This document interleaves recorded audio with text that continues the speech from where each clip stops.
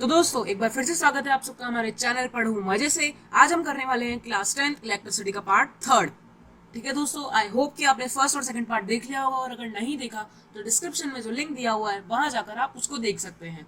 सबसे पहले हम हमारे पिछले लेसन का कुछ रिकैप कर लेते हैं और उसी से रिलेटेड कुछ क्वेश्चन आंसर्स कर लेते हैं। तो चलिए शुरू करते हैं। तो हमने पिछले लेक्चर में पिछली स्लाइड देखी थी जिसमें हमने इन सब सिंबल्स के बारे में बात की थी। आज हम जो 3 रिमेनिंग सिंबल्स है इनके बारे में बात कर लेते हैं। तो जो रेजिस्टेंस है हम उसको कैसे डिनोट करते हैं? हम रेजिस्टेंस को कुछ इस तरीके से डिनोट करते हैं। अब हमें वेरिएबल रेजिस्टेंस को डिनोट करना है तो हम कुछ इस तरीके से करेंगे। बस हमें एक एरो बनाना है तो क्या हो जाएगा? वेरिएबल रेजिस्टेंस, और हम उसको रियोस्टेट भी कह सकते हैं। ठीक है दोस्तों, तो अब हम देख लेते हैं एमीटर। एमीटर के तो हमने सिंबल्स हमारे सर्किट में भी यूज कर रहे थे, और वोल्ट मीटर आपके लिए थोड़ी नई चीज है, ये अभी हम आज पढ़ेंगे। ये वोल्ट मीटर है, बस यहाँ सिंबल के बीच में डिफरेंस है। ये एमीटर में बीच में ए आता है, इसमें बीच में वी आता है। ठीक है दोस्तों, तो हम नेक्स्ट स्लाइड पर चलते हैं। तो दोस्तों अब यहाँ हम करने वाले हैं थोड़े बहुत क्वेश्चंस, और इनमें से एक क्वेश्चन आपके लिए भी है, तो तैयार रहेगा। What is an electric circuit? एक इलेक्ट्रिक सर्किट क्या होता है? A continuous and closed path where electric current flows is known as electric circuit। मतलब एक करंट का क्लोज पाथ जहाँ करंट फ्लो कर रहा हो, हम उसको क्या कहते हैं? इलेक्ट्रिक सर्किट या क्लोज इलेक्ट्रिक सर्किट। ये क्या है? हमारा क्लोज इलेक्ट्रिक सर्किट है। ठीक है बच्चों, अब आगे चलते हैं। Define the unit of current. Okay, unit of current, और इसमें क्या लिखा है? Note it is asking to define 1 ampere. मतलब इस क्वेश्चन का मतलब है हमें क्या डिफाइन करना है? हमें डिफाइन करना है 1 एम्पियर।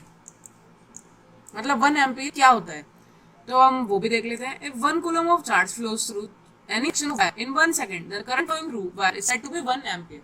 मतलब ये हम सोच लेते हैं कि एक वायर है और इसमें से ये करंट फ्लो कर रहा है। अब वो जितने टाइम में फ्लो कर रहा है, जितने पर यूनिट टाइम में फ्लो कर रहा है, हम उसको कहेंगे करंट। ओके, तो चलिए आगे चलते हैं। तो आपके लिए जो क्वेश्चन है वो है हमारा थर्ड क्वेश्चन। ये एक न्यूमेरिकल टाइप क्वेश्चन है, बड़ा सा इजी क्वेश्चन है। अगर आपको इसका सॉल्यूशन ना आए तो आप हमारे चैनल पर जाकर इसको सर्च कर सकते हैं। Calculate the number of electrons constituting 1 coulomb of charge. अब मैं आपको बता देता हूँ इस क्वेश्चन का मतलब क्या है। मतलब जो 1 कूलम ऑफ चार्ज होता है, ये एक वायर है, इसमें से जो चार्ज करता है, तो अब हम यहाँ देख सकते हैं कि जितने इलेक्ट्रॉन्स फ्लो करके 1 कूलम ऑफ चार्ज को कंस्टिट्यूट करते हैं, हमें वो फाइंड करना है। और जिसके लिए हमें मालूम है कि एक इलेक्ट्रॉन के ऊपर कितना चार्ज होता है। मैंने लेक्चर 1 में आपको ये सब कुछ इंट्रोडक्शन दिया था। अगर आपने, फिर से मैं कहता हूँ, अगर आपने नहीं देखा है तो वहां जाकर उसको देख लीजिए, डिस्क्रिप्शन में लिंक गिवन है। तो जो कितने electrons 1 coulomb of charge constitute करेंगे, बस आपको इसमें यही बताना है। चलिए हम नेक्स्ट स्लाइड पे चलते हैं।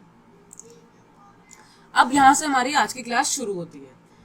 आज के क्लास में हम पढ़ेंगे electric potential and potential difference. Electric potential क्या होता है और पोटेंशियल डिफरेंस क्या होता है। तो सबसे पहले हम पढ़ेंगे पोटेंशियल डिफरेंस। सबसे पहले मैं आपको मेरी तरफ से एक इंट्रोडक्शन दे देता हूँ। अब इस इमेज में आप देख सकते हैं कि हमारे पास 2 टैंक है। एक है टैंक ए और दूसरा है हमारा टैंक बी। ठीक है, ये दोनों के दोनों हमारे टैंक है। अब आप इनमें देख सकते हैं कि एक टैंक की जो वाटर लेवल है वो ज्यादा है, एक टैंक की लेवल कम है। तो अब आप मुझको बताइए कि कौन से टैंक से कौन से टैंक में पानी फ्लो करेगा। आपके पास 5 सेकंड्स है। 1 2 3 4 5। आपका जवाब सही है। जो वाटर होगा वो हमारा टैंक ए से टैंक बी की तरफ फ्लो करेगा। क्यों करेगा? क्योंकि यहाँ इस टैंक में प्रेशर ज्यादा है। इस टैंक में जो प्रेशर है वो ज्यादा है, इसलिए यहाँ से ही यहाँ फ्लो करेगा। ठीक है बच्चों, तो ये क्या हुआ? क्योंकि इसमें पोटेंशियल ज्यादा है।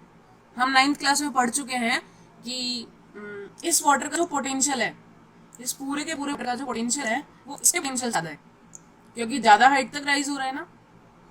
दोनों के दोनों एक सेम लेवल पे है और इसका पोटेंशियल ज्यादा है, तो ये जो वाटर वो इसे कर रहा है। तो इसका क्या हुआ? मतलब इसका मतलब क्या हुआ? जहाँ हाइयर पोटेंशियल से लोअर पोटेंशियल की तरफ हमारा जो वाटर है वो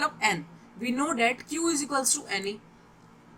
ठीक है बच्चों, we know that q is equals to N E, therefore n is equals to q। अब यहाँ n क्या है, यहाँ n क्या है, नंबर ऑफ इलेक्ट्रॉन्स, और e क्या है, चार्ज ऑन वन इलेक्ट्रॉन। ठीक है, मतलब जो हमारा टोटल चार्ज होता है q, वो किससे मल्टीप्लाई करने पर आता है, number of electrons multiply by charge on one electrons. ये है इलेक्ट्रॉन, ये है इलेक्ट्रॉन के ऊपर चार्ज। अब हम आगे देखते हैं। सो हमारा फॉर्मूला क्या बना, n is equals to Q upon E, क्योंकि हमें n फाइंड करने हैं, नंबर ऑफ इलेक्ट्रॉन्स फाइंड करने हैं। n is equals to 1 upon 1.6 into 10 to the power -19। और जब आप इसकी फाइंड करेंगे, जो टोटल वैल्यू आएगी वो आएगी 6.25 इंटू 10 टू द पावर -16। मतलब इतने इलेक्ट्रॉन्स 1 कूलम चार्ज को कंस्टिट्यूट करते हैं। आप चाहिए कॉपी भी कर सकते हैं, वीडियो को पॉज कीजिए और इसको कॉपी कर लीजिए। चलिए नेक्स्ट पेज चलते हैं। Definition of electric potential difference, मतलब हमने कॉन्सेप्चुअली और प्रैक्टिकली तो हमने पोटेंशियल डिफरेंस समझ लिया, मगर अब उसकी डेफिनेशन क्या होगी। The electric potential difference between 2 points in electric circuit carrying some current is defined as the work done to move a unit charge from a point to the other। Sorry बच्चों, ये electric potential difference की definition है। यहाँ potential difference की sorry मुझसे miss हो गई है, मैं आपको नोट्स में प्रोवाइड कर दूंगा। पहले मैं आपको इलेक्ट्रिक पोटेंशियल समझा देता हूँ। सो आप अज्यूम कीजिए कि ये हमारा घर है। मैं आपको यहाँ बहुत बढ़िया बढ़िया एग्जाम्पल्स देके समझाऊंगा। अज्यूम कीजिए कि यहाँ हमारा ये घर है और ये हमारा पाथ है और यहाँ ये कोई पॉइंट जा रहा है, इनफाइनाइट है वो पॉइंट, हमें मालूम नहीं है वो पॉइंट क्या है, इनफाइनाइट। हम उसको अज्यूम कर लेते हैं कि हमारा जो पॉइंट है वो है इनफाइनाइट। ठीक है बच्चों। तो now what is volt meter? हमने एम्पियर को नापने के लिए हमने क्या किया था, एमीटर का यूज किया था। सो अब वोल्टेज को नापने के लिए हम वोल्ट मीटर का यूज करेंगे। Volt meter is an instrument that measures potential difference between two points in an electric circuit. The voltmeter is always connected in parallel across points between which the potential difference is to be measured. अब इस line का मतलब मैं आपको समझा देता हूँ। ये तो आप क्लियरली समझ ही गए कि वोल्टमीटर हमारे वोल्टेज नापने के काम में आता है बिटवीन टू पॉइंट्स। तो यहाँ जो सेकंड स्टेटमेंट लिख रखी है, the voltmeter is always connected in parallel. Parallel connection मतलब ये हमारा एक सर्किट है,